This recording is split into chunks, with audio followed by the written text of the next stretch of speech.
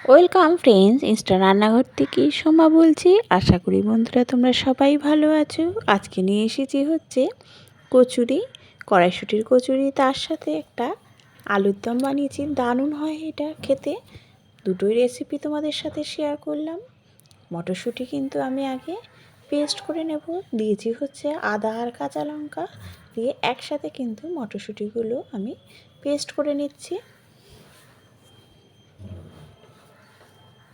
আর খুবই ইজি পদ্ধতিতে, খুবই সিম্পল, ভীষণই ভালো একটা টেস্টি রেসিপি। এটা কিন্তু আমরা ব্রেকফাস্ট হোক বা ডিনার বিভিন্নর সাথে কিন্তু এটা বেশ ভালো লাগে। দেখো, পেস্ট করে নিয়েছি মটরশুঁটিগুলো। এবার আমি এটা পুর বানাবো। আদা আর কাঁচা লঙ্কা দিয়ে আমি এটা পেস্ট করেছি। পুর বানানোর জন্য নিচ্ছি হচ্ছে গোটা শুকনো লঙ্কা, সেটাকে আমি ছোটো ছোটো করে কেটে নিয়েছি। দিয়েছি হচ্ছে একটু নুন আর হলুদ দিয়ে দেবে তেলে, তাহলে এই শুকনো লঙ্কাগুলো কিন্তু ফাটবে না, নাহলে কিন্তু ভীষণইভাবে ফাটে।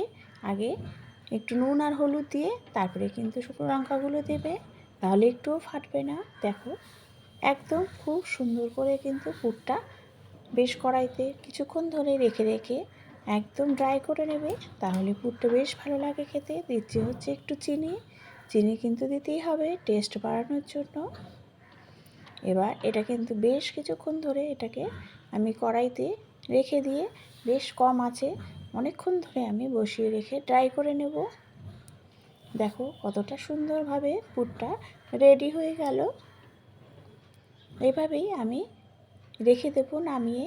তারপরে করব হচ্ছে আলুর দম। আলুর দমের জন্য দিয়ে দিলাম হচ্ছে আলুটা আমি বয়েল করে নিয়েছি, আর দিয়েছি কড়াইয়ের মধ্যে তেল, আর তেলের মধ্যে দিয়েছি একটু নুন আর গোটা জিরে, তার সাথে গোটা শুকনো লঙ্কা আর একটা হাফ পেঁয়াজ আমি কুচি করে নিয়ে একটু হালকা করে ভেজে নিলাম। দিয়ে দিচ্ছি হচ্ছে আলুগুলোও কিন্তু ভালো করে আমি ভেজে নেব।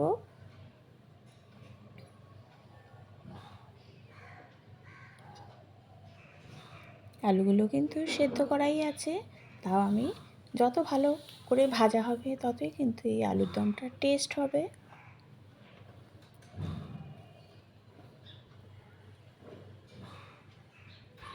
দেখো, বেশ লালচে করে কিন্তু আমি ভেজে নিলাম। এবার দিয়ে দেব এখানে টমেটো সস। এই টমেটো সসেই কিন্তু আলুর দমটা, এই কচুরির যে আলুর দম সেটার জন্য কিন্তু একটু টমেটো সস দিলে বেশি ভালো লাগে টমেটোর থেকে।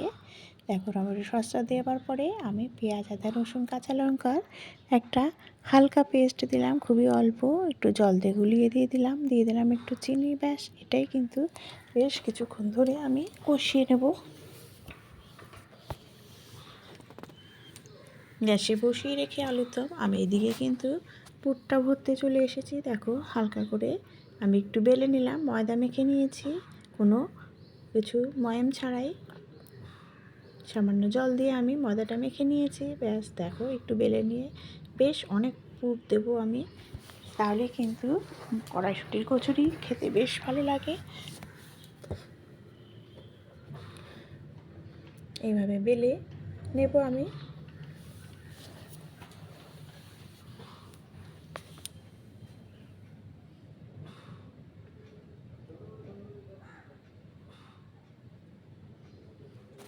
তারপরে হালকা করে আমি ভেজে নেব। দেখো, বেশ খেতে কিন্তু এই কড়াইশুঁটির কচুরি খেতে বেশ ভালো লাগে। দেখো, আমি ভেজে নিচ্ছি। ব্যাস, আলুর দম দিয়ে কিন্তু সার্ভ করলেই কড়াইশুঁটির কচুরি দিয়ে আলুর দম একদম পারফেক্ট রেসিপি। এই রেসিপি খেতে কিন্তু ভীষণ ভালো লাগে। এই সমস্ত খাবার ঠিক যেইভাবে আমি বললাম সেভাবে একদিন করে আমাকে কমেন্ট করো। আর যারা নতুন আছো তারা কিন্তু বেল আইকনটা একটু প্রেস করো, তাহলে নোটিফিকেশন তোমাদের কাছে পৌঁছে যাবে।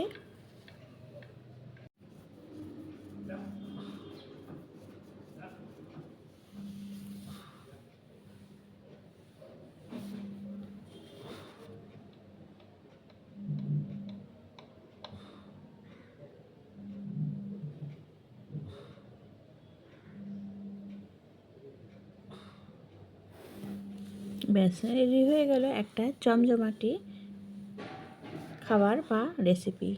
Thank you.